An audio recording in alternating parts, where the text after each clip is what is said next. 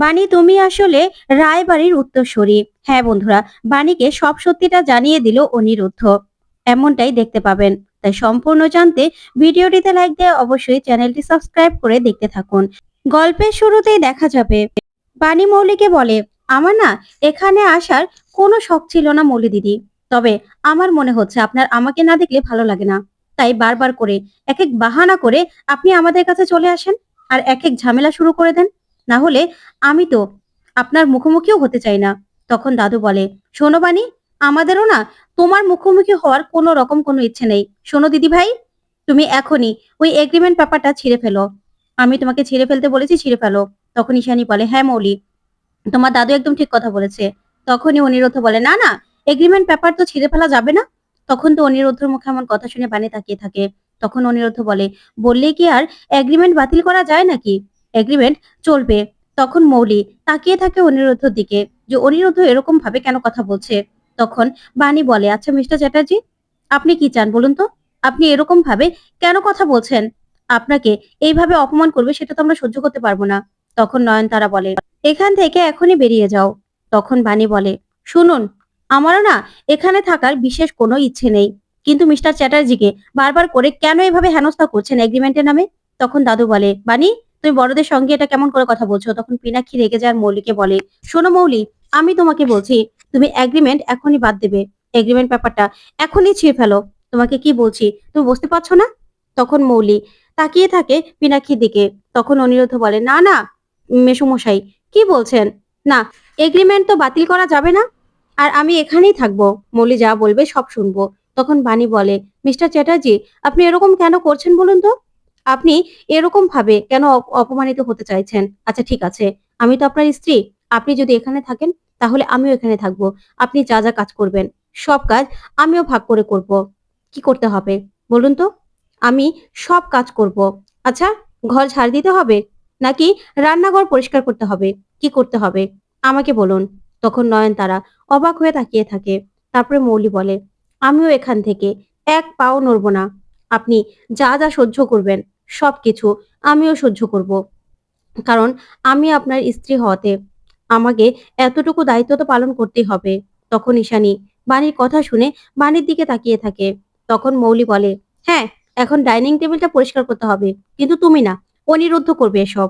তখন নয়নতারা বলে, শোনো বাণী, এই বাড়ি থেকে এখনই বেরিয়ে যাও, তোমাকে এখানে কোনো দরকার নেই। ওইদিকে অনিরুদ্ধ রান্নাঘরে কাজ করতে থাকে। তখন বাণী বলে, মিস্টার চ্যাটার্জি আমি করে দিচ্ছি। তখন অনিরুদ্ধ বলে, না, আমি করছি। তারপর অনিরুদ্ধ সবাইকে টেবিলে খাবার সার্ভ করে দেয়। তখন মৌলি বলে, বাহ, কি দারুণ লাগছে। মম ড্যাড, মনে হচ্ছে না যে অনিরুদ্ধ সেই বাড়ির ছেলে? তারপরে দেখা যাবে ঈশানী কাজ করতে চাইলে অনিরুদ্ধ বলে, না মাসিমণি, তোমাকে একদম কাজ করতে হবে না, তুমি বসো। তারপরে মৌলি বলে, আমার না ভীষণ ভালো লাগছে। অনিরুদ্ধ আগের মতো আমাদের খুব খেয়াল রাখছে, একদম বাড়ির ছেলের মতো। তখন এই কথা শুনে অনিরুদ্ধ বলে, আচ্ছা মৌলি, তুমি যে এখানে থাকছো তারপরে খাচ্ছো, তুমি বলো তো, তুমি হ্যাপি তো? তখন এই কথা শুনে মৌলি চমকে যায়। তখন ঈশানী অবাক হয়ে অনিরুদ্ধকে বলে, আচ্ছা অনিরুদ্ধ, এসব কথার মানে কি? তুমি হঠাৎ করেই মৌলিকে এরকম করে কেন কথা বললে? এই কথার তো আমি কোনো মানে খুঁজে পাচ্ছি না। তখন অনিরুদ্ধ কি বলবে কিছু বুঝতে পারে না। তারপরে বাণী অনিরুদ্ধকে বলে, হ্যাঁ মিস্টার চ্যাটার্জি, আমি না বুঝতে পারছি না আপনি এরকম ভাবে হেয়ালি করে কেন কথা বলছেন। ওইদিকে মৌলি মনে মনে বলে, কি ব্যাপার, অনিরুদ্ধ কি কিছু বুঝতে পেরে গেল? তাহলে কি নকুল সরকার অনিরুদ্ধকে কিছু জানিয়ে দিল? আমি তো বুঝতে পারছি না। অনিরুদ্ধ সবটা কি জানতে পারলো? তারপরে বাণী অনিরুদ্ধকে বলে, কি হলো মিস্টার চ্যাটার্জি, আপনি কেন বলছেন না?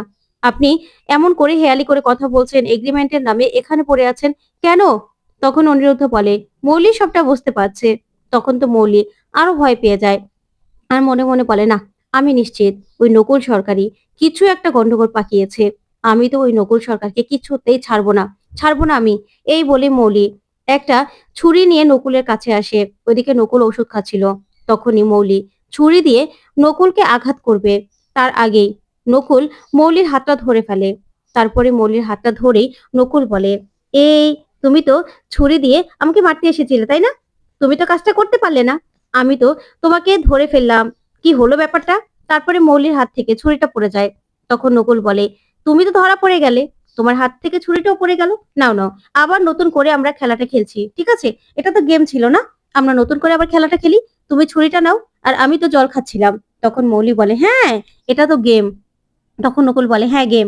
তখন মৌলি বলে, আচ্ছা নকুল সরকার, আমাকে বলো তো, তুমি আমার ব্যাপারে আর কাকে কাকে বলেছো? তখন নকুল এই কথা শুনে অবাক হয়। তখন মৌলি বলে, বলো, তুমি আমার ব্যাপারে কাকে কাকে বলেছো? তখন নকুল বলে, সব সত্যিটা তো সবাই জেনে গেছে, সারা রাষ্ট্র সবাই জেনে গেছে। তখন মৌলি বলে, একদম আমার সঙ্গে নাটক করার চেষ্টা করবে না, বলো তুমি কে কে জানে, তুমি কাকে কাকে বলেছো? তখনই নকুল কোনোভাবে কথাটাকে এড়িয়ে যায়। তখন মৌলি রাগে দুঃখে ফেটে যেতে থাকে আর বলে, আমি তোমাকে ছাড়বো না। নাটক করছো আমার সঙ্গে, তাই তো? আমার সঙ্গে নাটক করছো। তখন নকুল বলে, না তো, আমি কি নাটক করব? আমি তো কিছু বুঝতে পারছি না। তুমি আমাকে কেন মারতে এসেছিলাম তো সেটাই বুঝতে পারছি না। আমি এমন কি করেছি? তখন নকুল বলে, দেখো, আমি তো তোমার মেয়ে বাবা। তুমি আমাকে বুঝতে পারছো না? তুমি কাকে কাকে বলেছো বলো? বাণী যে এই বাড়ির উত্তরসূরি, এই কথাটা কাকে কাকে বলেছো? এই বলে নকুলকে শাসাতে থাকে মৌলি। তখন নকুল কোনোভাবে কথাটাকে এড়িয়ে যায়। তখনই দেখা যাবে মৌলি রাগে সেখান থেকে চলে যেতে লাগলে নকুল বলে, দাঁড়াও।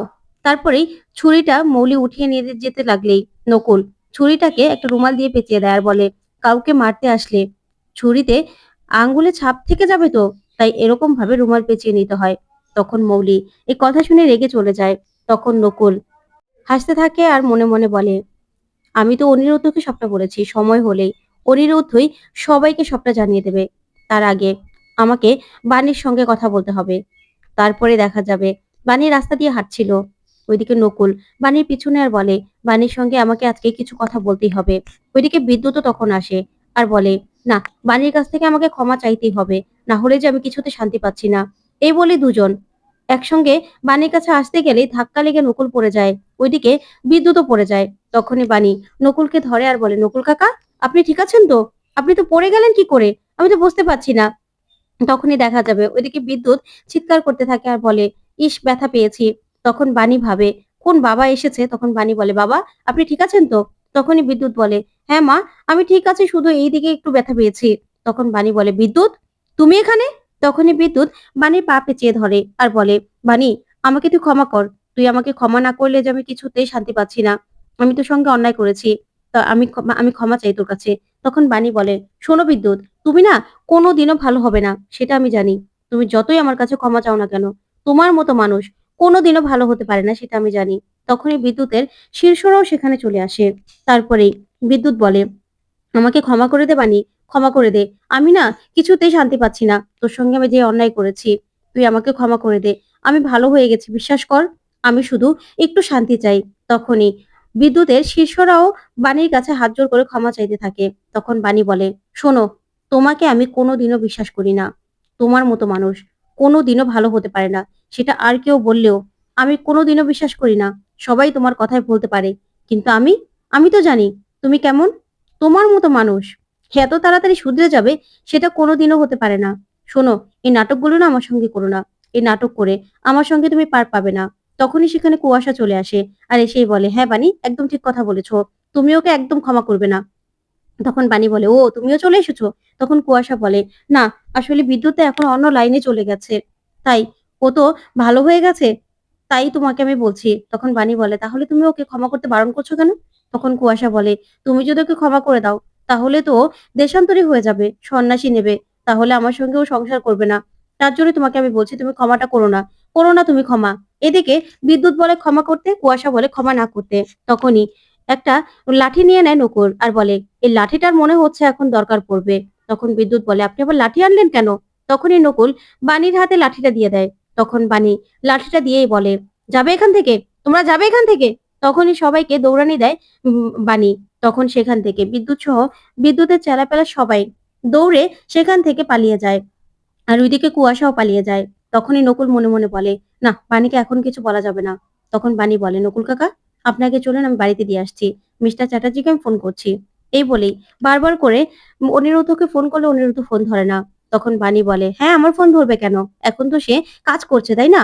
ওইদিকে মৌলি সুন্দর করে সেজে গুজে তারপরেই অনিরুদ্ধকে আসতে বলে। তখন অনিরুদ্ধ বলে, মৌলি, তুমি আমাকে ডেকেছো? তখন মৌলি বলে, হ্যাঁ, আমার কাছের এই চেয়ারটাতে এসে বসো তো। তখন অনিরুদ্ধ বলে, কেন? আমি তো সব কাজ করে দিয়েছি, এখন আবার কি কাজ? তখন মৌলি বলে, বসো, চেয়ারটাতে বসো। তখনই অনিরুদ্ধ গিয়ে সেই চেয়ারটাতে বসে। তখনই মৌলি নিজের পা দুটো অনিরুদ্ধর কোলে রেখে দেয় আর বলে, আমার পা দুটো না প্রচন্ড ব্যথা করছে, আমার পা দুটো একটু মালিশ করে দেবে? তখন অনিরুদ্ধ এই কথা শুনে চমকে যায়। তখন মৌলি বলে, হ্যাঁ, আমার না পা দুটো প্রচন্ড ব্যথা করছে, ভালো লাগছে না অনিরুদ্ধ, তুমি একটু মালিশ করে দাও না। তখন অনিরুদ্ধ কিছু একটা ভেবে তারপরেই পা দুটো টিপে দিতে থাকে। তখনই দেখা যাবে মৌলি সঙ্গে সঙ্গেই বাণীকে ভিডিও কল করে। ওইদিকে বাণী বলে, এটা আবার কে ভিডিও কল করলো? তখন তানিয়া ভিডিও কলটাকে রিসিভ করে দেয়।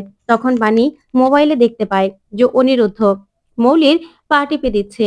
তখন তো বাণী এই কাণ্ড দেখে খুব কষ্ট পায়। তখনই তানিয়া বলে, এ কি বাবা, তুমি মৌলি আন্টির পা টিপছো কেন?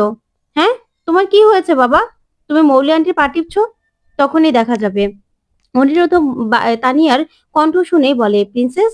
তারপরেই দেখে যে মৌলি ভিডিও কল করেছে। তখন অনিরুদ্ধ বলে, মৌলি, তুমি ভিডিও কল করেছো? তখনই দেখা যাবে অনিরুদ্ধ বলে, প্রিন্সেস, তুমি লাইনে থাকো, দেখবে একটা মজা দেখবে। তারপরে এই বলেই অনিরুদ্ধ নিজের পকেট থেকে একটা চুলকানির ওষুধ বের করে নেয়। তারপর সেই ওষুধটা মৌলির পায়ে দিয়ে দেয়। তখন তো মৌলি চিৎকার করতে থাকে আর পা চুলকাতে থাকে। ওইদিকে তানিয়া আর বাণী এই কাণ্ড দেখে হাসতে থাকে।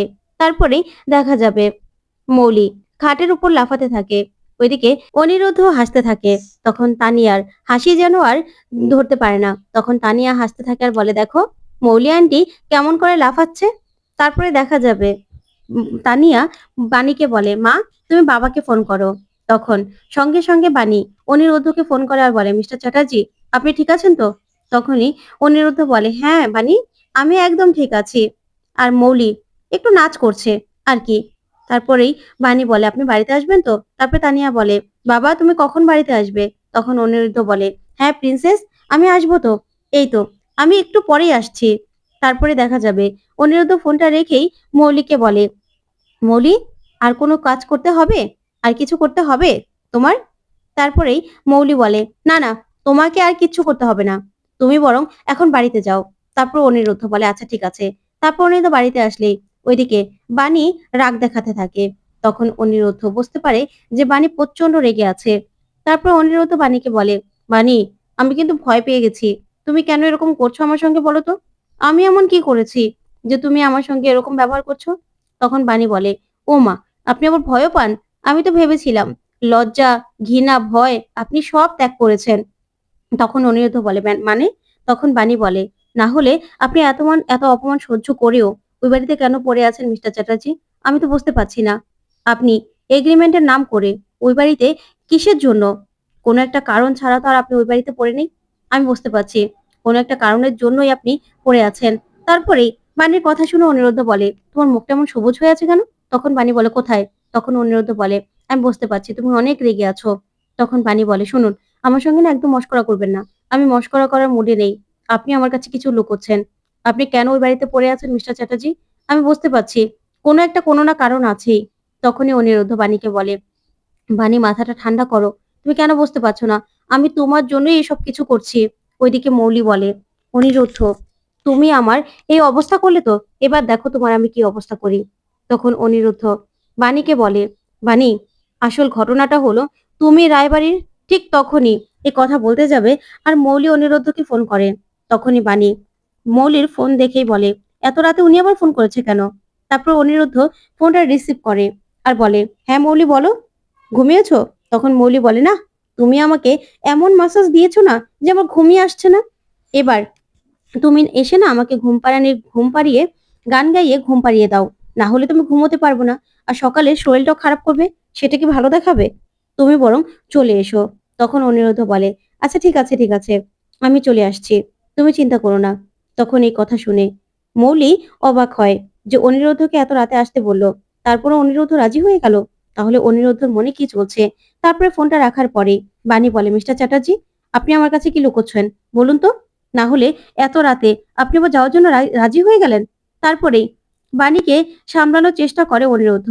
তখন বাণী বলে, না, আপনাকে আজকে বলতেই হবে যে আপনি কেন এত রাতে যেতে রাজি হয়ে গেলেন।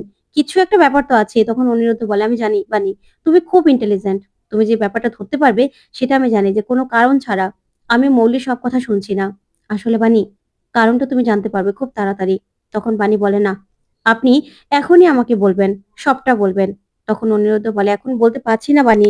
তখন বানি নিজের মাথায় অনিরুদ্ধর হাত রেখে বলে, "আপনাকে বলতেই হবে।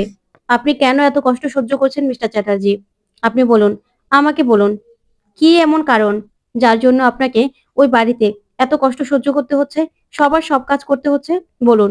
তখনই অনিরুদ্ধ বাধ্য হয়ে বাণীকে বলে, "এ সবকিছু তোমার অধিকার ফেরানোর জন্য করছি। রায়বাড়িতে তুমি অধিকার ফিরে পাবে সেই জন্য।" তখন বাণী বলে, "আমার আবার রায়বাড়িতে কিসের অধিকার?" তখন অনিরুদ্ধ বলে, "আছে। কারণ তুমি হলে রায়বাড়ির আসল উত্তরসূরি বাণী।" তখন তো বাণী বলে, "কি? আমি? আমি উত্তরসূরি?" তখন অনিরুদ্ধ বলে, "হ্যাঁ, মৌলি নয়। তুমি রায়বাড়ির মেয়ে। মাসিমণির সেই মেয়ে হলো তুমি।"